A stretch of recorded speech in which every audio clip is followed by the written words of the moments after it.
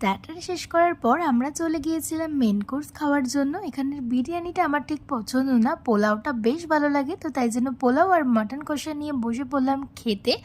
তারপরে চলে গেলাম ডেজার্টের সেকশানে, আর এই গোলাপ জামুনগুলো তো আমার ভীষণ ফেভারিট। তারপরে নিয়ে নিয়েছিলাম আইসক্রিম, আর বাপি আর সঞ্জয় বললো ওরা পান আইসক্রিম খাবে, তো সেই ফ্লেভারে ওরা বানিয়ে দিল। আর এই কেকটার অ্যারেঞ্জমেন্ট করেছিল। তারপরে আমরা দুজনে কেক কাটলাম।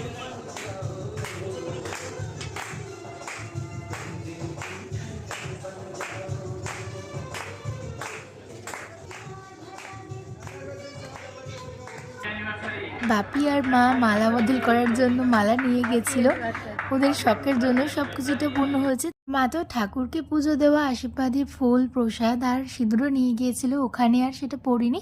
ঘরে এসে ফ্রেশ হওয়ার পরে ও আমাকে সিঁদুরটা পরিয়ে দিয়েছিল। খুব ভালোভাবে দিনটা কাটিয়েছিলাম। ব্লগটা ভালো লাগলে লাইক করে দিও। টাটা।